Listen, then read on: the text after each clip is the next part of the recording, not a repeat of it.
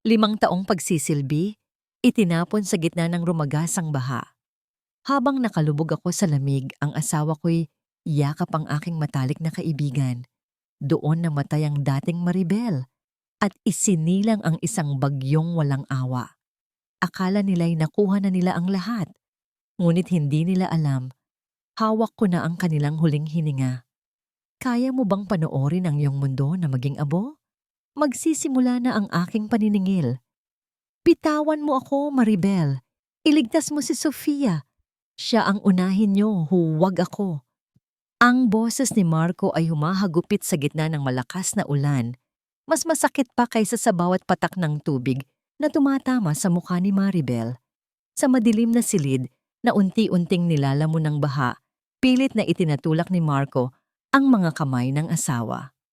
Ang kanyang mga mata, na dati ay puno ng pangako ng proteksyon, ay nakatitig ngayon sa isang direksyon lamang, kay Sofia. Si Sofia, ang matalik na kaibigan ni Maribel, na pansamantalang nakatira sa kanila, ay nakakapit sa isang piraso ng kahoy, umiiyak at nanginginig. Sa kabila ng panganib, sa kabila ng pagguho ng kisame, na muntik nang dumagan kay Maribel, ang tanging pangalan na namutawi sa labi ni Marco ay hindi ang sa kanyang legal na asawa. Dahan-dahang lumuwag ang pagkakahawak ni Maribel sa braso ni Marco. Sa kanyang kanang kamay, mahigpit pa rin niyang hawak ang isang plastik na lalagyan ng mainit na adobo. Kaninang madaling araw, sa kabila ng kawalan ng kuryente at ang banta ng papalapit na bagyo, pinilit niyang magluto gamit ang maliit na butane stove. Naalala kasi niya ang sinabi ni Marco kagabi na tila nawawala na siya ng gana sa pagkain dahil sa pagod sa trabaho. Gusto ni Maribel na maging maayos ang gising ng asawa, na kahit may bagyo sa labas, may init ng pagmamahal sa loob ng kanilang tahanan. Ngunit ang init ng pagkaing iyon ay mabilis na nilalamon ng malamig na tubig baha, gaya ng kanyang puso na tila unti-unting nagiging yelo. Nanatili siyang nakaluhod sa lumalalim na tubig. Ang kanyang mga daliri ay nanginginig, hindi dahil sa ginaw, kundi dahil sa bigat ng katotohanang sumampal sa kanya. Pinanood niya si Marco na lumusong sa baha, binuhat si Sofia na tila isang mamahaling hiyas at tinalikuran siya ng walang kahit isang sulyap. Walang lumabas na sigaw sa bibig ni Maribel. Ang sakit ay nanatiling nakabara sa kanyang lalamunan, tila isang matalim na tinik na ayaw matunaw. Naramdaman niya ang pagbagsak ng lalagyan ng pagkain mula sa kanyang kamay. Ang takip nito ay nabuksan at ang adobong pinaghirapan niya ay dahan-dahang inanod ng maruming tubig, kasama ng mga pangarap na binuo niya sa loob ng 5 taon.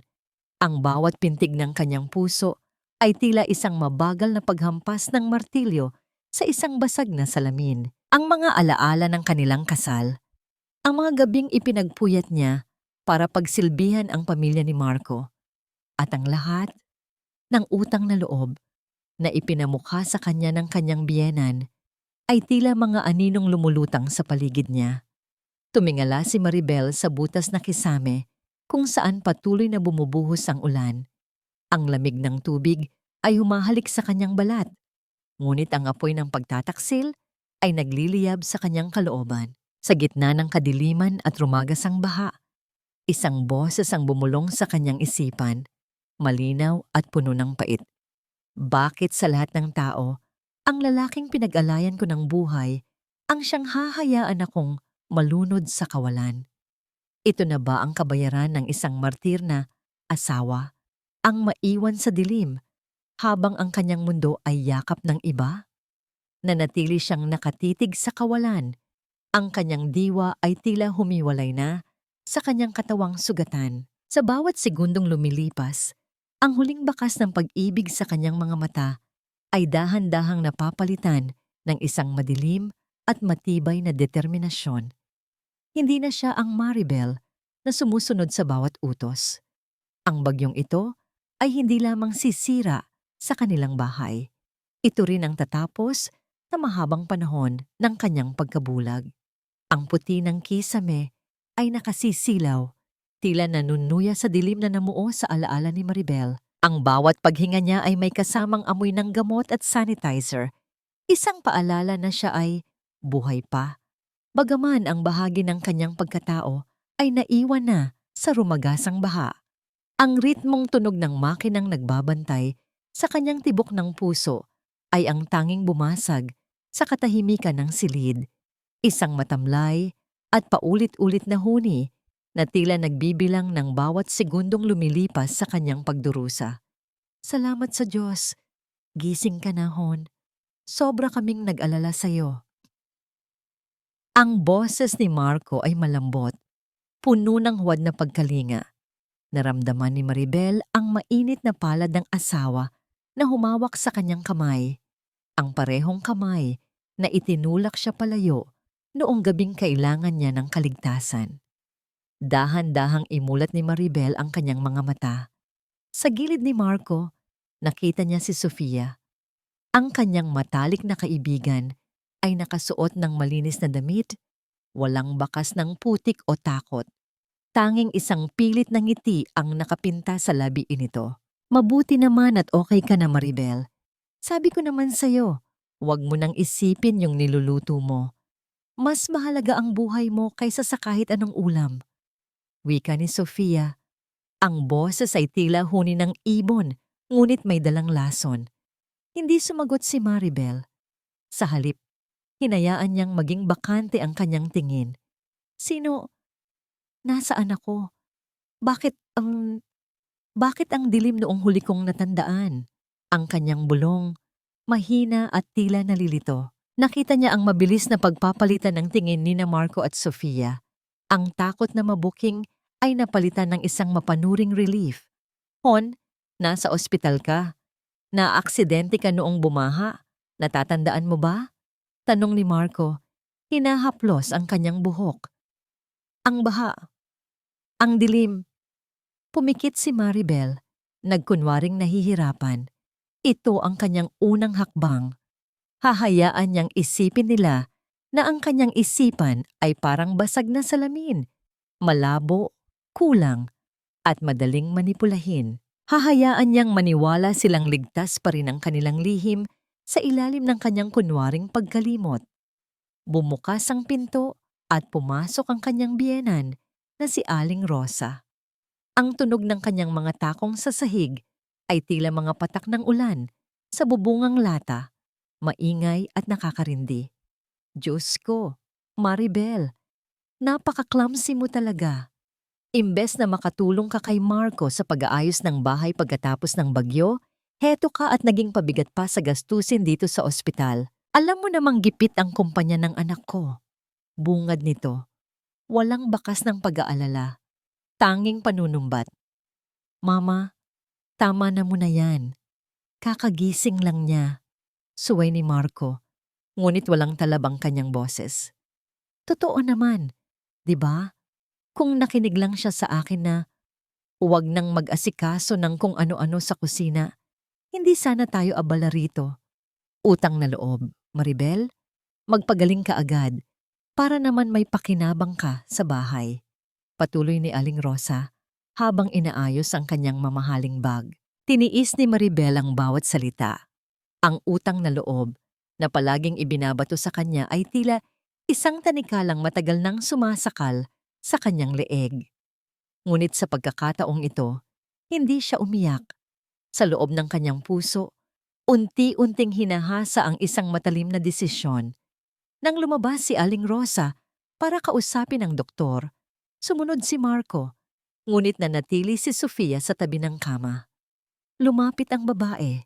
Ang amoy ng kanyang pabango ay tila sumasakal kay Maribel. Maribel, don't worry. I'm here to help you. Kami ni Marco, hindi ka namin pababayaan. Bulong ni Sofia, ang kanyang kamay ay dahan-dahang humawak sa kamay ni Maribel na nakapatong sa kumot.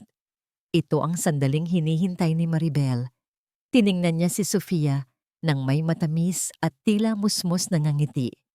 Salamat, Sofia. Napakabuti mong kaibigan.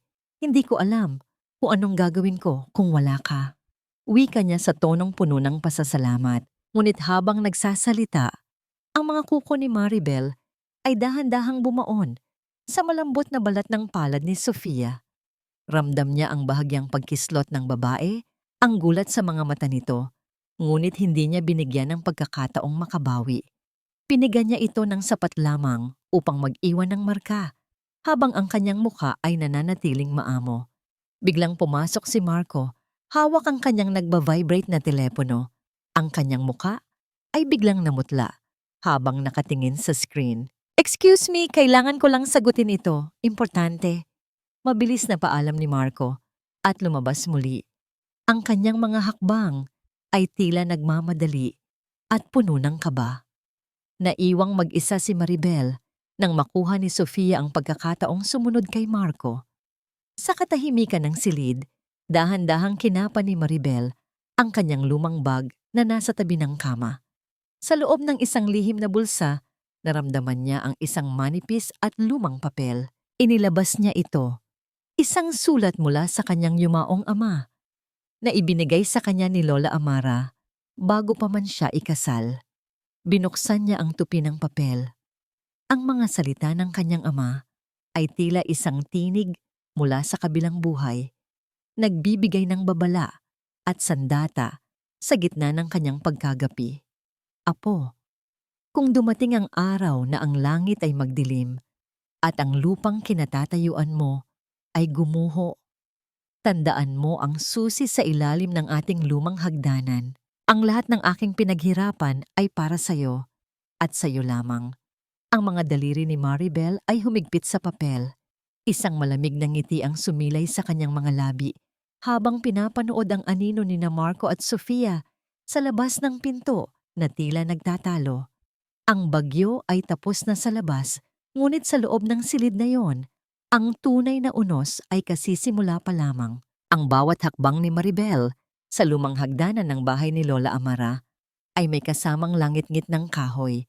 Tila ang mga baitang mismo ay dumaraing sa bigat ng lihim na kanyang dala. Malayo ang lugar na ito sa mausok at maingay na Maynila. Dito, ang tanging maririnig ay ang marahang pagaspas ng mga dahon sa bakuran at ang malamyos na huni ng hanging dumarampi sa mga bintanang kapis. "Lola, bakit po ba ako naging ganito kahina? Bakit hinayaan kong ubusin nila ang lahat sa akin?" Ang tanong ni Maribel ay halos pabulong. Ang kanyang boses ay nanginginig habang nakaupo sa tapat ng kanyang lola. Si Lola Amara, na may mapuputing buhok na tila pilak at mga matang puno ng karunungan, ay dahan-dahang nagbuhos ng mainit na tsaa sa tasa. Ang usok mula sa tsaa ay pumailan lang sa hangin, nagdadala ng amoy ng sariwang luya at pandan. Hindi agad sumagot ang matanda. Sa halip, hinawakan niya ang mga kamay ni Maribel. Ang mga kamay na dati ay makinis, ngunit ngayon ay tila may mga peklat ng pagod na hindi nakikita ng mata. "Hindi ka mahina, Apo. Ang iyong kabutihan ay hindi kahinaan. Sadyang ginamit lamang ito ng mga taong ang puso ay kasing itim ng uling," wika ni Lola Amara. Ang kanyang tinig ay parang isang mainit na kumot sa gitna ng malamig na gabi.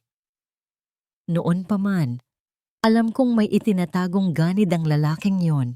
Noong araw ng inyong kasal, habang nangangako siya sa harap ng altar, ang kanyang mga mata ay hindi nakatingin sa iyong kagandahan, kundi sa malawak na lupain na iniwan ng iyong ama." Isang mapait na alaala ang biglang sumagi sa isipan ni Maribel. Naalala niya ang gabi matapos ang kanilang kasal. 5 taon na ang nakalilipas. Habang nakasuot pa siya ng kanyang puting belo, pilit na pinapipirma siya ni Marco sa isang dokumento. "Para ito sa kinabukasan natin, Maribel. Gusto kong palaguin ang pera mo para hindi tayo mahirapan." Ang sabi nito noon nang may pinakamatamis na ngiti. At dahil sa pag-ibig, dahil sa tiwala, hindi na siya nagtanong. Doon nagsimula ang unti-unting pagpitas ni Marco sa bawat talulot ng kanyang dangal at ari-arian. Ngunit may isang bagay na hindi alam ni Marco. Tumayo si Lola Amara at lumapit sa isang lumang aparador na gawa sa nara. Inilabas niya ang isang maliit na kahon na may ukit ng mga bulaklak. Sa loob nito ay may isang gintong susi at isang asul na passbook. Ito ang trust fund na itinabi ng iyong ama bago siya bawian ng buhay. Siniguro naming hindi ito mabubungkal ni Marco kahit anong mangyari. Ang perang ito, Maribel, ay hindi para sa inyong dalawa. Ito ay para sa iyong paglaya. Nang makita ni Maribel ang halagang nakasulat sa loob, tila tumigil ang pag-ikot ng mundo. Sapat na ito upang simulan ng isang bagong buhay. Sapat na ito upang bawiin ang lahat ng kinuha sa kanya. Ang init ng tasa sa kanyang palad ay tila lumipat sa kanyang buong katawan, nagbibigay ng isang uri ng lakas na matagal na niyang kinalimutan. Salamat, Lola. Pero hindi ko lang basta kukunin ang pera. Gusto kong makita kung paano sila dahan-dahang mauubos sa sarili nilang kasakiman.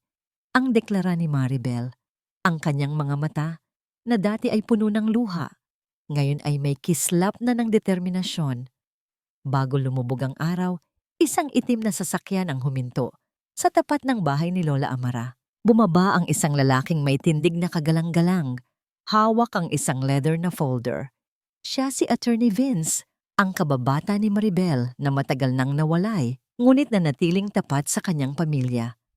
Ang pagtama ng sapatos ni Vince sa semento ay tila isang hudyat ng digmaan.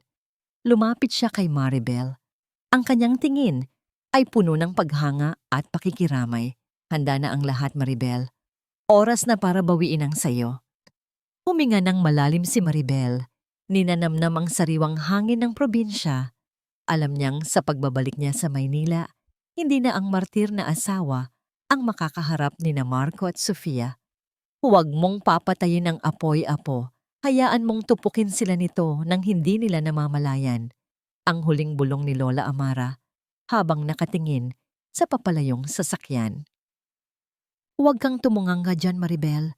Hindi dahil galing ka sa ospital ay reyna ka na sa pamamahay na ito. Maraming putik ang iniwan ng baha at hindi iyan mawawala kung tititigan mo lang. Ang boses ni Aling Rosa ay parang latigo na humahagupit sa katahimikan ng maduming sala. Si Maribel ay nakaluhod sa malamig na sahig. Ang kanyang mga kamay na nanginginig pa ay pilit na kumukuskos sa mga tuyong bakas ng baha sa mga tiles. Ang bawat galaw niya ay may kasamang kirot sa kanyang likod. Isang paalala ng kanyang muntik ng pagkamatay. Ngunit walang puwang ang awa sa tahanang ito. Mula sa itaas ng hagdan, bumaba si Sofia na suot ang isang mamahaling silk robe, isang regalo na natatandaan ni Maribel na binili ni Marco noong nakaraang buwan. Ang akala niya ay para sa asawa ng isang mahalagang kliyente. Ngayon, ang telang iyon ay marangyang nakabalot sa katawan ng babaeng umagaw sa kanyang asawa. Maribel, pasensya ka na ha. Dito muna ako pinatira ni Marco. Nasira kasi ang apartment ko dahil sa bagyo. At sabi niya, mas ligtas ako rito habang inaayos pa ang lahat. Wika ni Sofia habang humahakbang ng dahan-dahan. Ang bawat kislap ng kanyang mga mata ay puno ng panunuya. Nako, mukhang nahihirapan ka yata. Gusto mo bang tulungan kita? Kaya lang, baka masira ang manicure ko. Sayang naman ang punta ko sa spa kahapon. Hindi sumagot si Maribel. Ipinagpatuloy niya ang paghuskos. Ang kanyang mukha ay nakatungo upang hindi nila makita ang nagbabagang galit sa kanyang mga mata. Tinitiis niya ang bawat insulto, ang bawat hapdi ng kanyang sugat dahil alam niyang ang bawat patak ng pawis niya ngayon ay magiging bahagi ng kanyang darating na tagumpay. Pumasok si Marco sa kusina. Hindi man lang binati ang asawa. Sa halip, dumiretso siya kay Sofia at dahan-dahang yumakap sa baywang nito habang ang huli ay nagtitimpla ng kape. Nakita ni Maribel ang lahat sa refleksyon ng stainless na kettle sa tapat niya. Ang kamay ni Marco ay malambing na humahaplos sa likod ni Sofia, ang parehong kamay na dati ay nangangako ng katapatan sa kanya. Ang init ng kanilang paglalambingan ay tila isang apoy na sumusunog sa huling bakas ng pagtitimpi ni Maribel. Marco, baka makita tayo ni Maribel. Bulong ni Sofia ng may halong pabebe Bagaman alam niyang kitang-kita sila ng asawa. Hayaan mo siya. Masyado siyang abala sa paglilinis para pansinin tayo. At saka, malabo pa ang isip niyan mula nung maaksidente siya. Sagot ni Marco. Ang boses ay puno ng kawalan ng respeto. Lumapit si Aling Rosa sa tapat ni Maribel at may kinuha mula sa kanyang pitaka. Heto, barya lang yan. Pambili mo ng gamot mo para hindi ka na laging naghihina at nagiging pabigat sa amin. Pulutin mo. Sinadyang bitawan ni Aling Rosa ang mga barya at ang tunog ng pagbagsak ng mga ito sa matigas na sahig ay tila bawat pako na ibinabaon sa krus na pinapasan ni Maribel. Isa-isang pinulot ni Maribel ang mga sentimo mula sa basang sahig.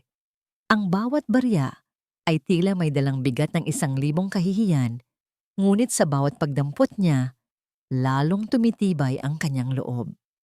Ang mga baryang ito ang magiging saksi sa muling pagtayo ng isang babaeng minsan nilang itinuring na basura. Nang sumapit ang gabi, habang nagpapanggap na tulog si Maribel, narinig niya ang mga bulungan mula sa study room ni Marco.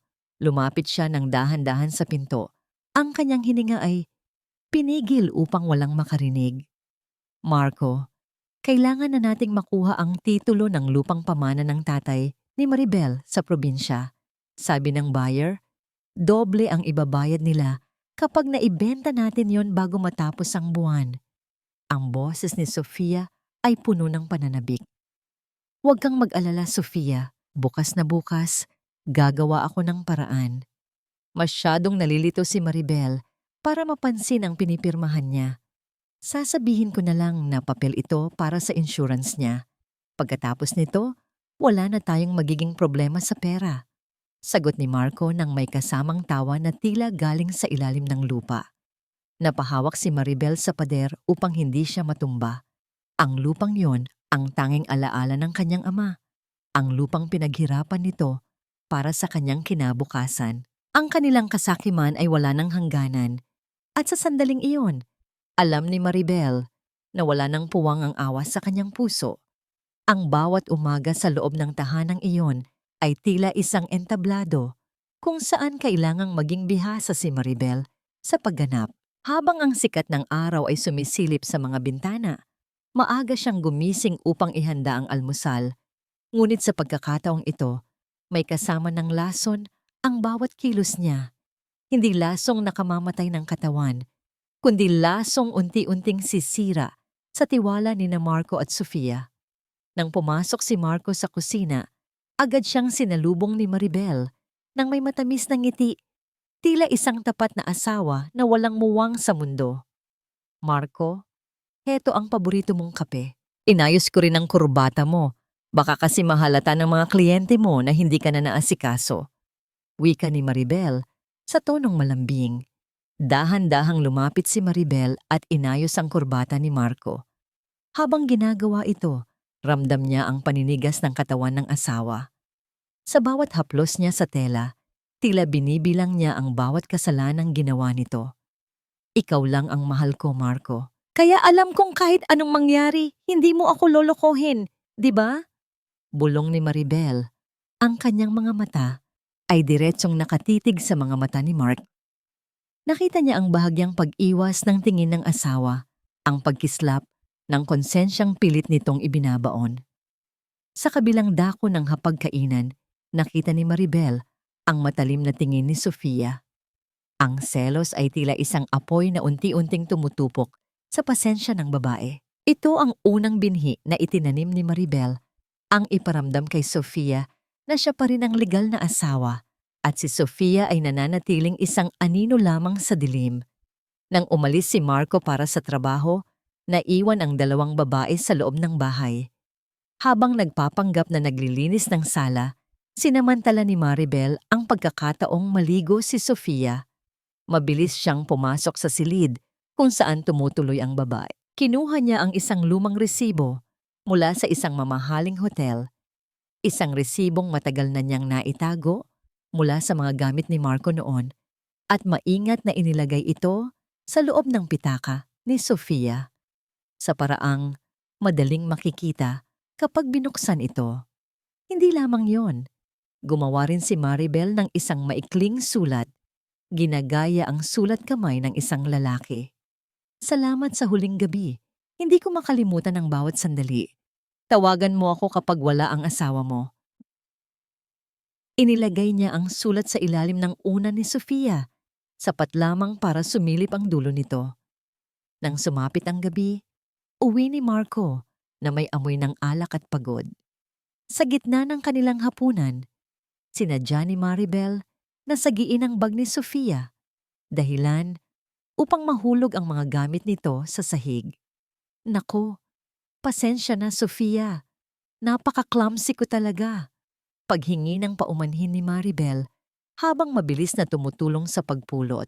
Doon na nakita ni Marco ang resibo ng hotel na lumabas mula sa pitaka. Ang kanyang mga mata ay nanliit sa suspisya. Sofia, ano ito? Bakit may resibo ka ng hotel mula noong nakaraang linggo? Ang sabi mo, nasa probinsya ka para bisitahin ang nanay mo. Ang boses ni Marco ay mababa, ngunit puno ng nagbabagang galit. Ano? Hindi ko alam yan. Baka napulot ko lang yan o naiwan ng kung sino.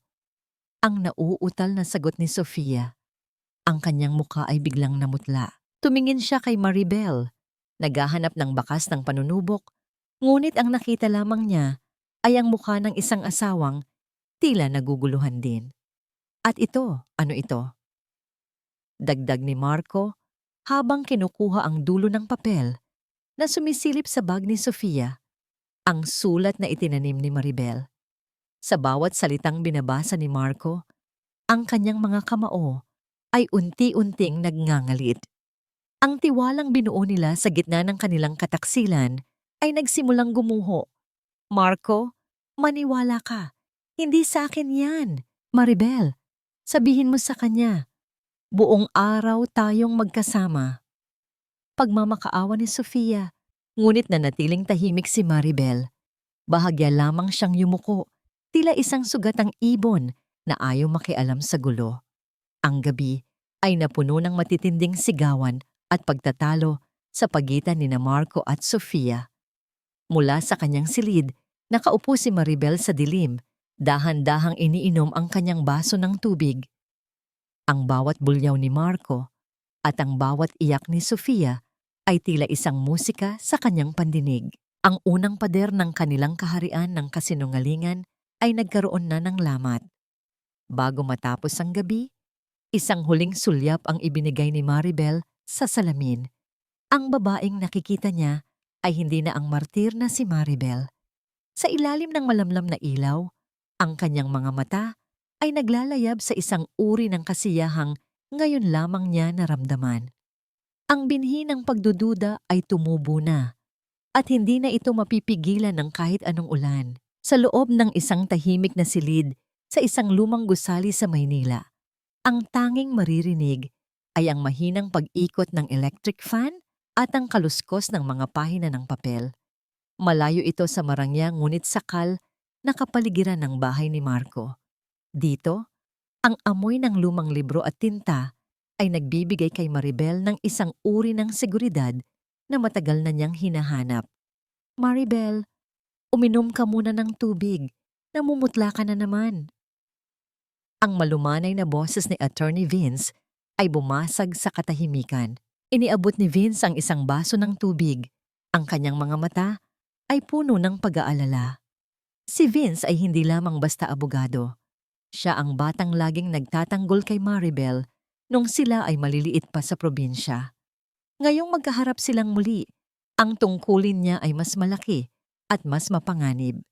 Ibinaba ni Vince ang isang makapal na folder sa mesa. Hindi ko alam kung paano ko ito sasabihin sa iyo nang hindi ka masasaktan, pero kailangang malaman mo ang katotohanan.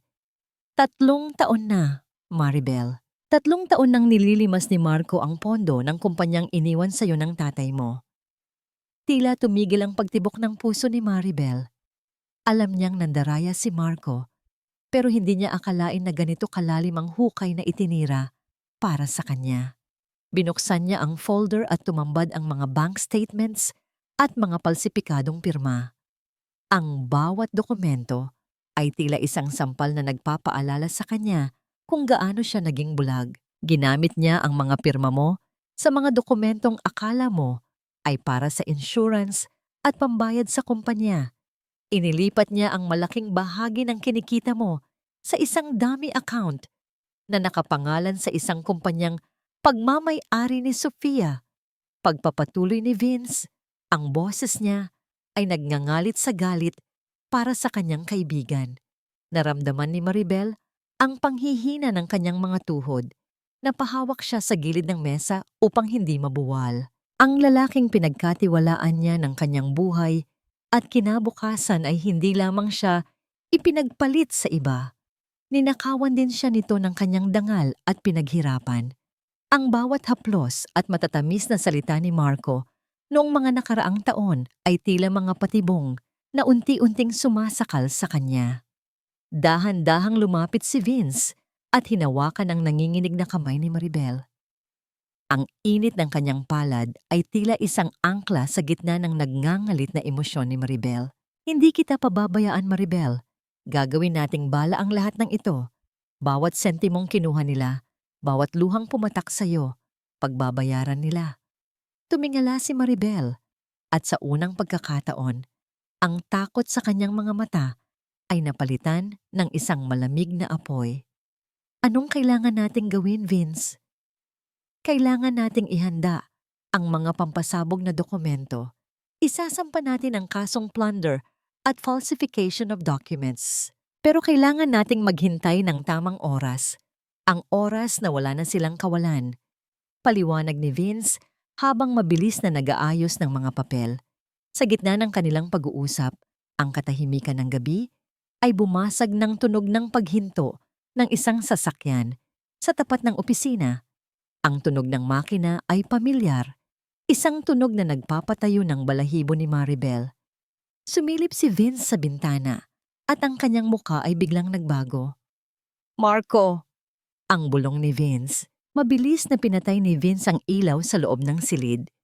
Sa ilalim ng malamlam na liwanag mula sa poste sa labas, nakita ni Maribel ang itim na sasakyan ni Marco na nakaparada sa tapat. Nakita niya ang anino ng kanyang asawa na bumaba mula sa kotse. Ang mukha nito ay puno ng pagdududa at galit. Ang bawat tibok ng puso ni Maribel ay tila isang tambol na nagbababala ng panganib. Paano nalaman ni Marco na narito siya? May nagkanulo ba sa kanya o sadyang mapangahas na ang kanyang asawa? Sa loob ng madilim na silid, naramdaman ni Maribel ang muling paghawak ni Vince sa kanyang kamay. Isang tahimik na pangakong hindi siya mag-iisa sa haharapin nilang unos. Ang bawat tibok ng puso ni Maribel sa loob ng madilim na opisina ni Vince ay tila isang mabilis na yabag ng kabayong tumatakas mula sa panganib. Sa labas, ang anino ni Marco ay dahan-dahang gumagalaw, sumisilip sa mga bintana ng mga saradong establishmento. Ang takot ni Maribel ay hindi lamang para sa kanyang sarili, kundi para sa mga dokumentong hawak ni Vince, ang mga ebidensyang magpapabagsak sa kaharian ng kasinungalingan ng kanyang asawa. Huwag kang gagalaw, bulong ni Vince. Ang kanyang hininga ay malapit sa tainga ni Maribel, na natili silang nakakubli sa likod ng malaking cabinet. Kapwa pigil ang hininga habang pinapanood ang pag-ikot ng sasakyan ni Marco bago ito tuluyang humarurot palayo. Ang katahimikang naiwan ay tila isang mabigat na ulap na ayaw mapawi. Lumipas ang ilang araw at ang kapaligiran ay nagbago mula sa tensyon ng Maynila tungo sa makulay ngunit mapanlinlang na kagalakan ng fiesta sa kanilang barangay. Ang hangin ay puno ng amoy ng inihaw na lechon at ang matamis na halimuyak ng mga kakanin. Ang mga kalsada ay napapalamutian ng mga banderitas na sumasayaw sa ihip ng hangin. Ngunit para kay Maribel, ang bawat kulay ay tila isang maskara na nagtatago ng kabulukan ng kanyang tahanan. Maribel, nasaan na ang mga platong gagamitin? Ang bagal-bagal mo talagang kumilos, nakakahiya sa mga bisita. Ang bulyaw ni Aling Rosa ay nangingibabaw sa ingay ng mga tao sa labas. Sa gitna ng malawak na sala, si Marco ay nakatayo. May hawak na baso ng alak at buong pagmamalaking nagkukwento sa mga business partners tungkol sa tagumpay ng kanyang kumpanya. Lahat ng ito ay bunga ng pagsisikap ko. Siyempre, kailangan ng matibay na leader para umasenso. Wika ni Marco habang tumatawa, ang kanyang mga mata ay kumikislap sa kayabangan. Hindi niya binanggit na ang bawat sentimong ipinambibili niya ng alak at pagkain ay galing sa pawis at mana ng asawang kasalukuyang nagpapakahirap sa kusina. Pumasok si Maribel sa sala. Dala ang isang mabigat na tray ng pagkain. Ang kanyang katawan ay pagod, ngunit ang kanyang isipan ay kasing talim ng kutsilyong ginamit niya sa paghiwa ng karne. Lumapit siya kay Aling Rosa sa harap ng maraming tao. Dahan-dahan siyang yumuko at kinuha ang kamay ng biyenan upang magmano. "Bless po, Mama," ang mahinang wika ni Maribel. Ang gawaing ito, na dapat ay simbolo ng paggalang, ay ginamit ni Maribel bilang isang mitsa. Nakita niya ang mapanuyang ngiti ni Aling Rosa, tila ipinagmamalaki sa mga bisita kung gaano kaamo ang kanyang minugang. Ngunit sa bawat paglapat ng noo ni Maribel sa kamay ng matanda, isang sumpa ang binibitiwan niya sa kanyang isipan na ito na ang huling pagkakataong yuyuko siya sa mga taong umabuso sa kanya. Napakabait talagang asawa ni Maribel, ano Marco? Puna ng isang bisita. Siyempre naman, alam niyo naman dito sa amin, ang babae dapat ay marunong magsilbi sa asawa. Sagot ni Marco, habang dahan-dahang inakbayan si Maribel. Isang kilos na tila pagpapakita ng pagmamay-ari sa harap ng publiko. Ang haplos ng kamay ni Marco sa kanyang balikat ay tila isang uod na gumagapang, nakakadiri at nakakasuka sa gitna ng tawanan at kantahan. Isang bata ang lumapit sa gate ng kanilang bahay at tumawag. May dala itong isang malaki at makapal na brown envelope. "Para kay Sir Marco daw po, galing sa courier," ang sabi ng bata. Mabilis na kinuha ni Marco ang envelope. Ang kanyang mukha ay puno ng kuryosidad. Inakala niya marahil na ito ay ang kontrata para sa lupang nais niyang ibenta. Ang lupa ni Maribel. Ngunit habang binubuksan niya ang selyo, ang ingay ng fiesta sa paligid ay tila naglaho sa kanyang pandinig. Ang kaba ay dahan-dahang gumapang sa kanyang dibdib. Mula sa malayo, sa gilid ng buffet table, nakita ni Maribel ang pagbabago sa mukha ni Marco. Ang kulay ng balat nito ay mula sa mapula dahil sa alak tungo sa maputla na tila isang bangkay. Ang sulat sa loob ay hindi ang kontratang inaasahan niya. Ito ay isang formal na abiso ng audit at freeze order sa kanyang mga accounts. Isang huling sulyap ang ibinigay ni Maribel sa kanyang asawa bago siya tumalikod at bumalik sa kusina. Ang kanyang puso ay tumitibok ng may bagong ritmo, isang ritmo ng pananabik at takot. Ang envelope na yon ay ang unang kidlat bago ang pagbagsak ng malakas na ulan na tatapos sa lahat. Sino ang nagpadala ng dokumentong yon ng mas maaga sa inaasahan ni Vince? At ano ang gagawin ni Marco ngayong alam niyang may nagmamasid na sa bawat galaw niya? "Pirmahan mo na ito, Marco. Para sa ating dalawa ito, para hindi tayo mabaon sa utang dahil sa audit na yan." Ang boses ni Maribel ay parang haplos ng seda, malambot at puno ng huwad na pag-aalala habang nakatayo siya sa likuran ni Marco sa loob ng madilim na study room. Ang amoy ng alak at sigarilyo ay nangingibabaw sa hangin, isang masangsang na paalala ng desperasyon ng kanyang asawa. Si Marco ay nakaupo. Ang kanyang buhok ay magulo at ang kanyang mga mata ay nanlilisik sa takot habang nakatitig sa envelope na natanggap niya kanina sa gitna ng fiesta. Paano nila nalaman? Paano nila nalaman ang tungkol sa mga accounts ko? Ang nauutal na tanong ni Marco. Ang kanyang kamay ay nanginginig habang hawak ang baso ng whiskey. Ang kanyang kayabangan kanina sa harap ng mga bisita ay naglaho na, napalitan ng isang lalaking tila basang sisiw na nanginginig sa takot na mawala ang lahat. Dahan-dahang lumapit si Maribel Ang kanyang mga kamay ay dumaan sa balikat ni Marco tungo sa kanyang dibdib. Ramdam niya ang mabilis at hindi regular na pintig ng puso ng asawa. Ang pintig ng isang taong huli na sa sariling bitag. Huwag mo na munang isipin yon, Hon. Ang mahalaga, mailigtas natin ang natitirang ari-arian. Sabi ng kakilala ko sa bangko, kung ililipat natin ang mga ito sa isang trust account na nakapangalan sa akin bilang asawa mo, hindi nila ito pwedeng i-freeze dahil maituturing itong conjugal property na hindi sangkot sa kumpanya. Inilapag ni Maribel ang mga dokumento sa ibabaw ng mesa. Ang mga papel na ito na inihanda ni Attorney Vince ay hindi para sa proteksyon ni Marco. Ito ang mga papeles na magbabalik ng lahat ng nakaw na yaman ni Marco sa tunay na nagmamay-ari. Kay Maribel, ang bawat pirma ni Marco sa mga pahinang ito ay ang bawat susi na magbubukas ng kulungan ni Maribel at magsasara naman ng pintuan ng impyerno para sa asawa. Sigurado ka ba rito, Maribel? Baka lalo tayong madiin. Tanong ni Marco. Ang kanyang paningin ay malabo na dahil sa espiritu ng alak. Tumingin siya sa asawa, naghahanap ng anumang bakas ng pagtataksil, ngunit ang nakita lamang niya ay ang maamo at tila nag-aalalang mukha ni Maribel. Trust me, Marco. Kailan ba ako sumuway sa'yo? 5 taon kitang pinaglingkuran. 5 taon akong naniwala sa'yo. Ngayon mo pa ba ako pagdududahan?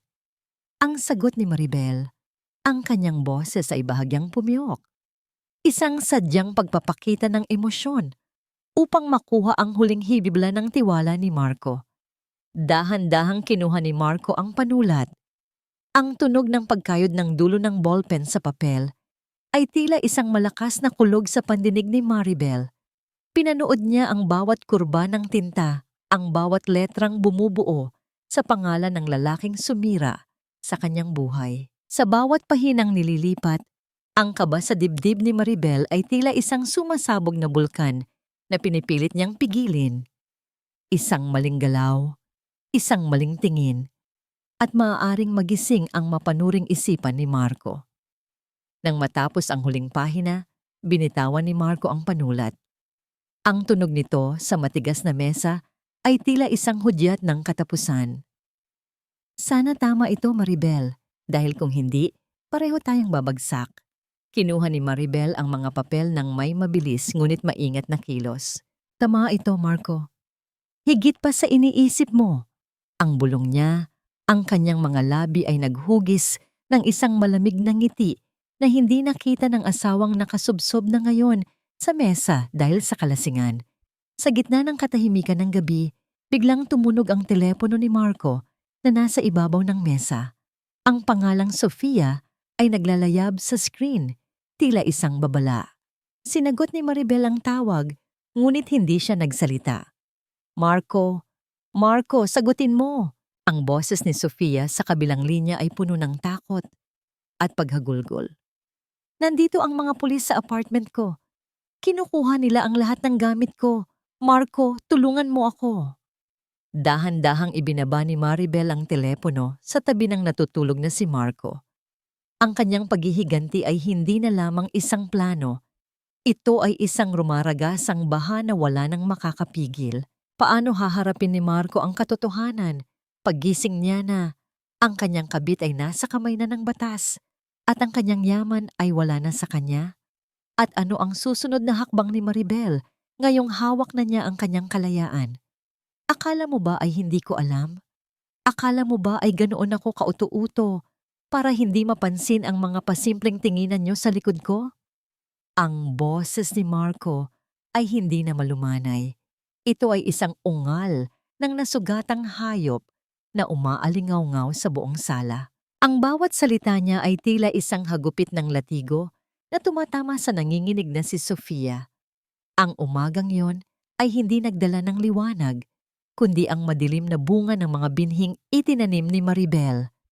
Nakatayo si Sofia sa gitna ng silid, gulo-gulo ang buhok, at namumugto ang mga mata matapos ang magdamag na pag-iwas sa mga pulis. Ang kanyang mamahaling robe ay may mga mantsa na ng dumi, isang anino na lamang ng dati niyang kakinangan. Marco, makinig ka. Pinagkakaisahan lang tayo. Iyong resibo, iyong sulat. Hindi sa akin ang mga yon. Bakit hindi mo maintindihan na may gustong sumira sa atin? Ang paghagulgol ni Sofia ang kanyang mga kamay ay pilit na kumakapit sa braso ni Marco. Ngunit maras siyang itinulak ni Marco palayo. Sinira. Sino ang sisira sa atin? Si Maribel, na halos mawalan ng bait dahil sa aksidente? O baka naman ikaw mismo ang sumisira sa atin dahil may iba kang plano?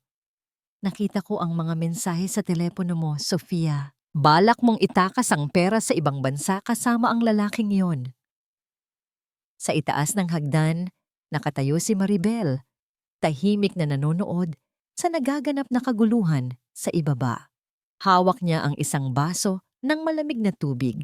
Ang kanyang mga daliri ay dahan-dahang hinahaplos ang gilid ng baso. Ang bawat mura ni Marco at ang bawat hikbi ni Sofia ay tila isang malamig na himig na nagbibigay ng kakaibang ginhawa sa kanyang puso. Ang mensahe na tinutukoy ni Marco ay ang huling regalong ipinadala ni Attorney Vince, isang serye ng mga pekeng usapan na nagpapakitang si Sofia ang utak sa likod ng pagkawala ng pera ni Marco. Magsama kayo yun ang kulasisi mo. Niloko mo ako. Ginamit mo lang ako para makuha ang pera ko. Ang huling sigaw ni Marco bago niya buong lakas na itinulak si Sofia patungo sa sahig. Ang malakas na tunog ng pagtama ng katawan ni Sofia sa matigas na tiles ay yumanig sa katahimikan ng bahay. Walang lumapit upang tulungan siya. Si Aling Rosa ay nagtatago sa kanyang silid, natatatakot na madamay sa galit ng kanyang sariling anak. Dahan-dahang bumaba si Maribel sa hagdan. Ang bawat hakbang niya ay may kasamang awtoridad na hindi pa nila kailanman nakita. Ang tunog ng kanyang tsinela sa sahig ay tila isang hudyat ng pagtatapos ng labanan. Lumapit siya kay Sofia na kasalukuyang nakasubsob at umiiyak sa sahig. Sa harap ni Marco, nagkunwari siyang nag-aalala. Marco, tama na. Baka ano pang mangyari sa kanya. Ang malambing na suway ni Maribel, ngunit ang kanyang mga mata ay nananatiling malamig at walang emosyon. Yumukod si Maribel upang tulungang itayo si Sofia. Hinawakan niya ang braso ng babae ng may puwersang tanging si Sofia lamang ang makakaramdam. Inilapit ni Maribel ang kanyang labi sa tainga ni Sofia, sapat lamang upang marinig ang kanyang pabulong na katotohanan. Huwag ka nang umarte, Sofia. Alam ko ang bawat gabi niyo sa hotel. Alam ko ang bawat sentimong ninakaw niyo. At alam mo ba ang pinakamasakit? Pinirmahan na ni Marco ang lahat ng ari-arian niyo pabalik sa akin kagabi. Wala na kayong kahit ano. At huli na ang lahat para sa inyong dalawa. Ang bulong ni Maribel, ang boses ay puno ng pait at tagumpay. Nanlaki ang mga mata ni Sofia. Ang kanyang pag-iyak ay biglang huminto, napalitan ng isang matinding takot na tila nakakita ng isang demonyo sa anyo ng isang anghel. Ikaw ang gumawa ng lahat ng ito. Ang nauutal na tanong ni Sofia. Ang kanyang boses ay halos hindi lumabas. Ngunit hindi siya sinagot ni Maribel. Sa halip, tumayo siya ng tuwid at hinarap si Marco nang may malungkot na mukha. Marco, baka mas mabuting paalisin na muna natin siya. Hindi maganda ito para sa kalusugan mo. Pinanood ni Maribel si Sofia na dahan-dahang tumayo, nanginginig ang buong katawan habang tinitingnan ang dating kaibigan na ngayon ay siyang nagpabagsak sa kanya. Ang katahimikang bumalot sa sala ay tila isang mabigat na hatol. Ang bagyong nagsimula sa labas ay tuluyan ng pumasok sa loob ng kanilang tahanan at sa pagkakataong ito, si Maribel na ang may hawak ng hangin at ulan. Anong ibig sabihin nito? Bakit insufficient funds ang lahat ng account ko? Maribel, anong ginawa mo? Ang sigaw ni Marco ay umalingaw-ngaw sa loob ng malamig na opisina ni Attorney Vince, tila isang kulog na nagpatahimik sa lahat ng naroon. Ang kanyang mukha ay naging kasing pula ng apoy at ang mga ugat sa kanyang leeg ay tila puputok na sa tindi ng galit. Hawak niya ang kanyang telepono Ang screen ay nagpapakita ng zero balance sa lahat ng kanyang itinatagong account. Ang perang ninakaw niya, ang perang akala niya ay ligtas na. Sa tapat niya, nakaupo si Maribel sa isang sadyang tuwid na ayos. Wala na ang maamong muka, wala na ang nanginginig na tinig. Ang kanyang suot na itim na blazer ay tila isang baluti na nagpapakita ng kanyang bagong kapangyarihan. Sa tabi niya, si Attorney Vince ay mahinahong nag-aayos ng mga dokumento. Ang bawat galaw ay puno ng kumpiyansa. Hon, bakit ka nagugulat? Di ba sabi mo, trust me? Ang wika ni Maribel, ang boses ay kasing lamig ng bakal. Pinagkatiwalaan kita sa loob ng 5 taon, Marco. Ngayon, ibinalik ko lang sa iyo ang pabor. Pinirmahan mo ang mga papeles na naglilipat ng lahat ng ari-ari ang kinuha mo sa akin, pabalik sa tunay na nagmamay-ari. You tricked me. Nilasing mo ako. Hindi legal yan. Ang bulyaw ni Marco, habang pilit na humahakbang palapit, ang kanyang mga kamay ay nakakuyom. Ngunit bago pa siya makalapit kay Maribel, tumayo si Vince at humarang sa pagitan nila. Ang tindig ni Vince ay tila isang pader na hindi matitibag. Mr. Soriano, bago mo isipin ang legalidad ng mga pirma mo, isipin mo muna ang mga kasong isinampa namin laban sa'yo. Ang deklara ni Vince sa isang baritonong boses na puno ng awtoridad. Plunder, falsification of documents, at anti-violence against women. Hawak namin ang lahat ng ebidensya ng pagnanakaw mo sa kumpanya ng tatay ni Maribel. Sa tingin mo ba? Sa korte, ikaw ang pakikinggan? Napaatras si Marco. Ang kanyang mga tuhod ay tila naging jelly. Ang hangin sa loob ng silid ay tila nauubos para sa kanya. Tumingin siya kay Maribel, naghahanap ng kahit kaunting awa. Ngunit ang nakita lamang niya ay ang refleksyon ng sarili niyang kasamaan sa mga mata ng asawa. Maribel, please, mag-usap tayo. Alam mong mahal kita, nagkamali lang ako. Ang pagmamakaawa ni Marco, ang kanyang boses ay naging paos at puno ng desperasyon. Dahan-dahang tumayo si Maribel. Lumapit siya kay Marco, hindi dahil sa takot, kundi upang tapusin ang usapan. Isang maliit na piraso ng buhok ni Marco ang kanyang inayos. Isang kilos na dati ay puno ng pagmamahal, ngunit ngayon ay tila isang huling pagbasura. Ang pagmamahal, Marco, ay hindi nag-iiwan ng asawa sa gitna ng baha. Ang pagmamahal ay hindi nagnanakaw ng kinabukasan ng taong tapat sa iyo. Ang pag-ibig ko sa iyo ay inanod na ng bagyo at ang natira na lang ay ang katotohanang ikaw ay isang talunan. Sa tindi ng puot, biglang tumawa ng mapait si Marco, isang tawang tila galing sa isang baliw. Akala mo ba panalo ka na? Akala mo ba malinis ka? Baka nakakalimutan mo ang lihim ng tatay mo, Maribel. Baka gusto mong malaman ng lahat kung saan ba talaga galing ang unang milyong ginamit niya sa kumpanya. Sa tingin mo ba, matutuwa ang mga tao kapag nalaman nila ang dumi sa likod ng pangalan niyo? Ang katahimikan ay tila naging isang matalim na kutsilyo. Ang kislap ng tagumpay sa mga mata ni Maribel ay bahagyang kumurap, sanglihim, isang dumi sa nakaraan ng kanyang ama na palagi niyang tinitingala. Ano ang sinasabi mo? Ang tanong ni Maribel, ang kanyang boses ay bahagyang nanginginig sa unang pagkakataon. Huwag kang mag-alala, malalaman mo rin. At kapag lumabas ang katotohanan yon, hindi lang ako ang babagsak, Maribel. Isasama kita sa impyerno.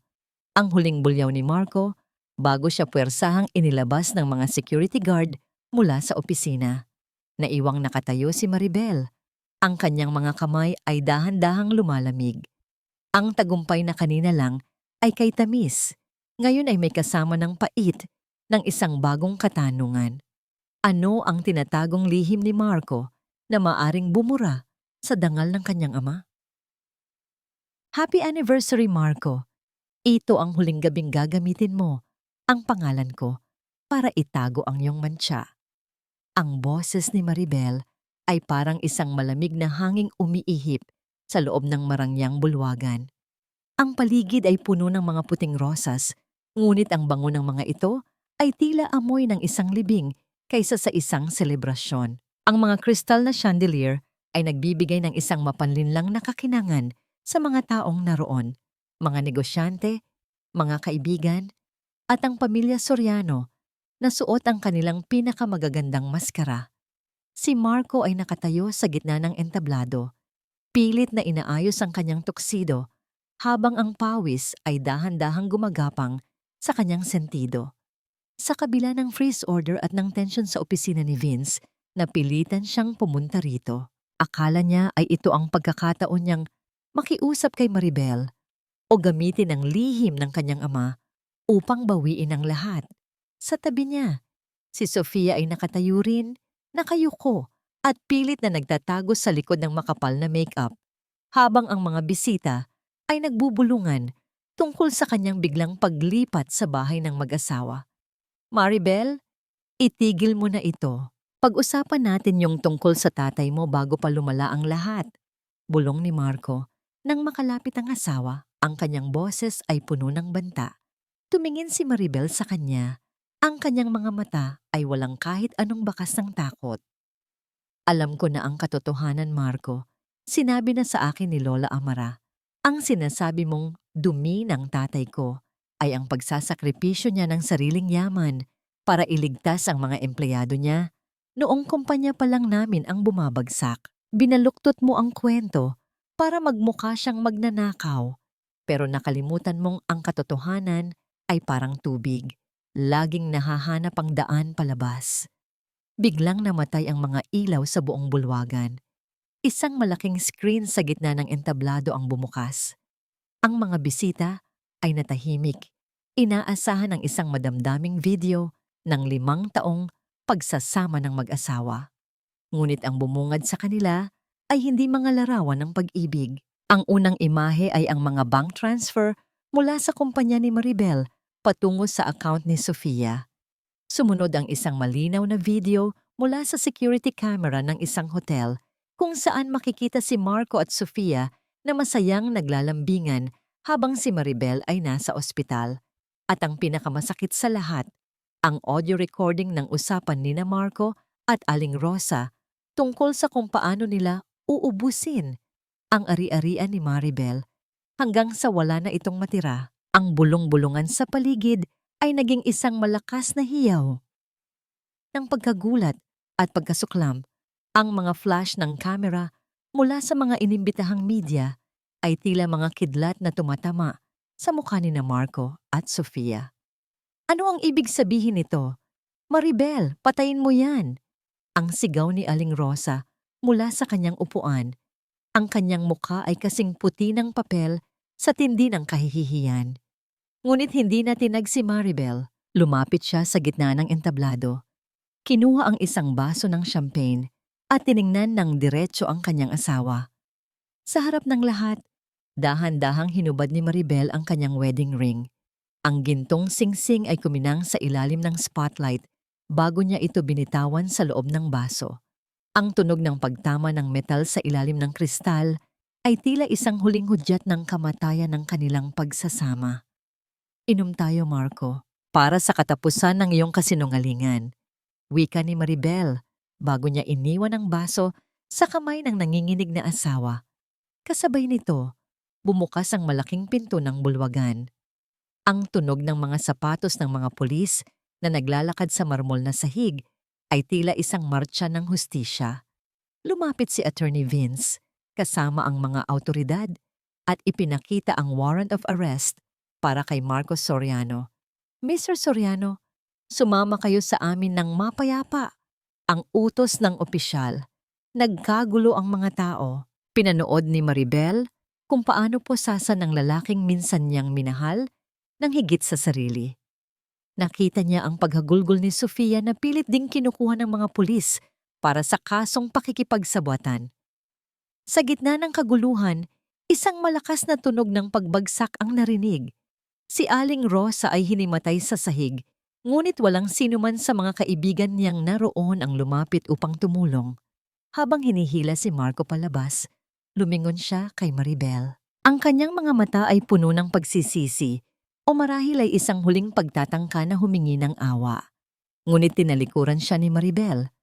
Ang katahimikang bumalot sa kanya sa gitna ng ingay ay ang kapayapaang matagal na niyang ipinagkait sa sarili. Ang bagyo ay tuluyan ng humupa at sa pag-alis ng mga anino, ang unang sinag ng bagong umaga ay dahan-dahan ng sumisira sa kadiliman. Ang bawat hakbang ni Maribel sa mahabang pasilyo ng piitan ay tila isang paglalakbay pabalik sa isang bahagi ng kanyang buhay na nais na niyang ibaon.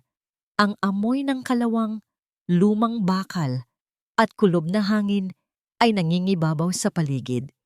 Hindi ito ang marangyang bahay na pinaghirapan niya, kundi ang malamig na realidad na kinasadlakan ng lalaking minsan niyang itinuring na mundo. Nakaupo si Marco sa kabila ng makapal na salamin. Wala na ang kurbata, wala na ang plansadong polo, at wala na ang kislap ng kayabangan sa kanyang mga mata.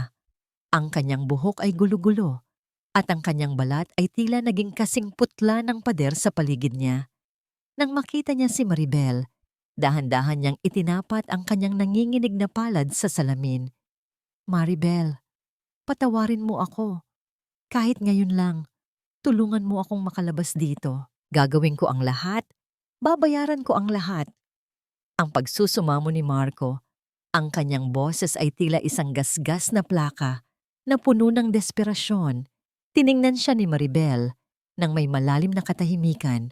Sa loob ng 5 taon, ang boses na yon ang nagdidikta ng kanyang kaligayahan at lungkot. Ngunit ngayon, wala na siyang nararamdamang galit, wala na ring poot. Ang tanging natira ay isang malawak na espasyo ng kawalan. Hindi ako naparito para manumbat, Marco. Naparito ako para tuluyan ng palayain ang sarili ko sa iyo. Ang mahinang wika ni Maribel.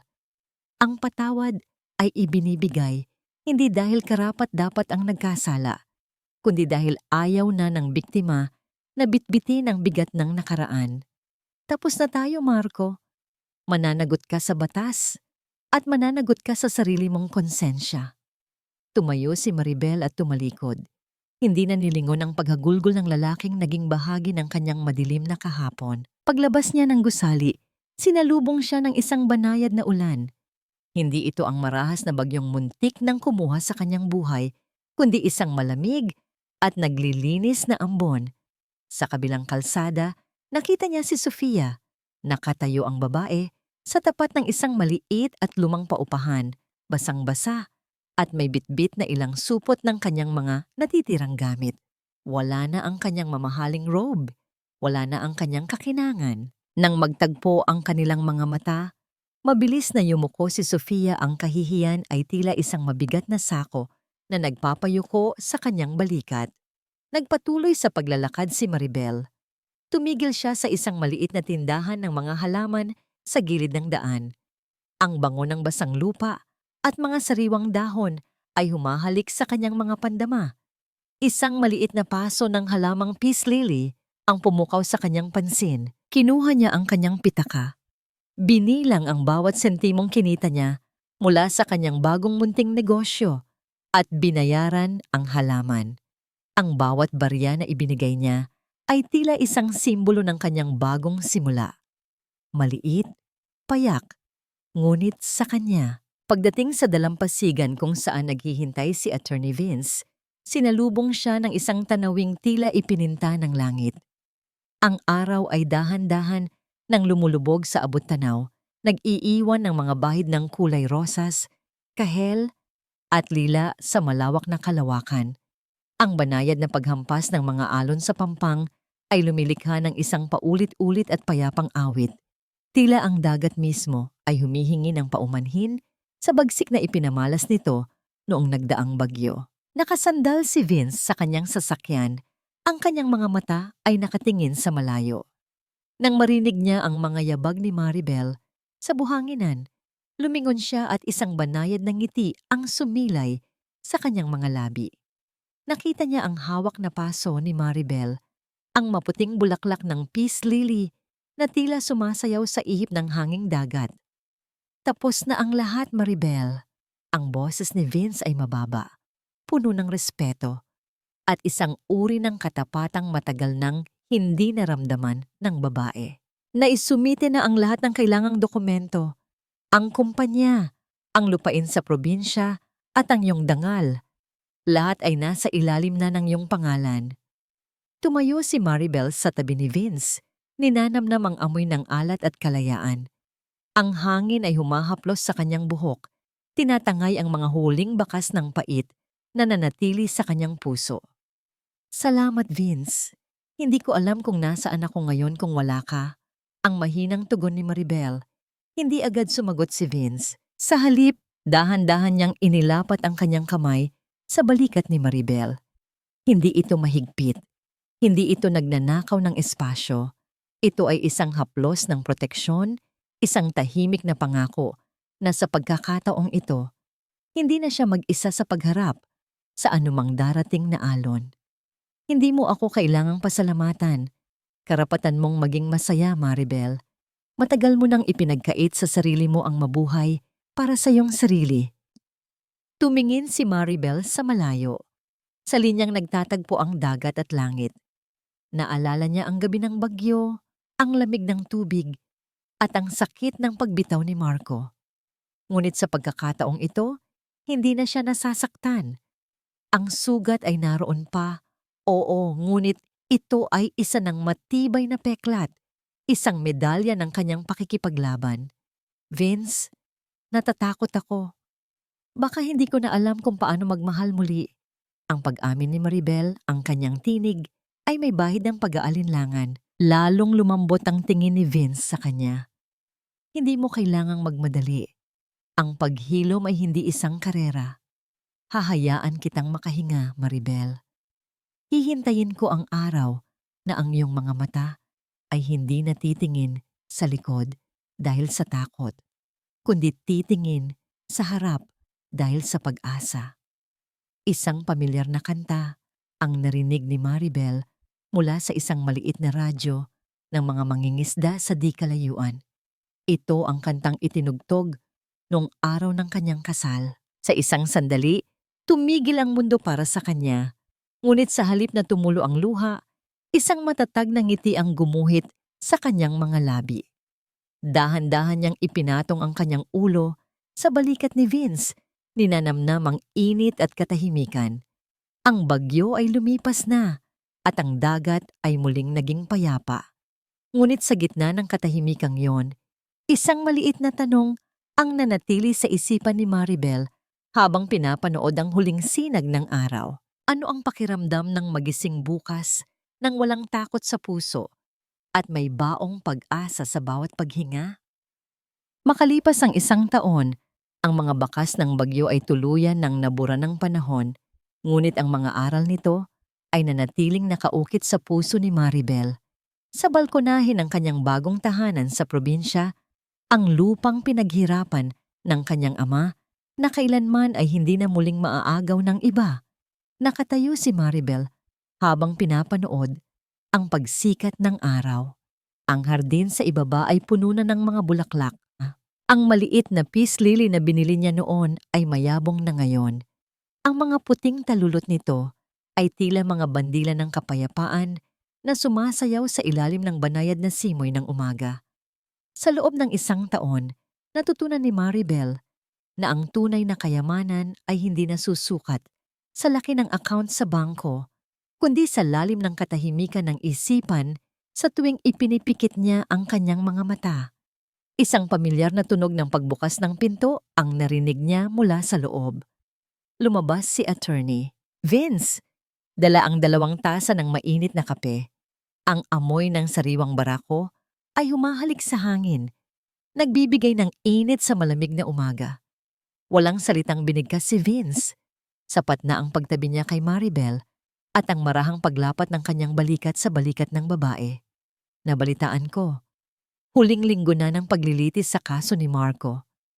Ang mahinang wika ni Vince, ang boses ay puno ng pag-iingat. Humingi siya ng huling pagkakataon na makausap ka bago ang pinal na hatol. Huminga ng malalim si Maribel. Tumingin siya sa malayo, sa mga bundok na tila yumayakap sa kanilang munting bayan. Hindi na kailangan, Vince.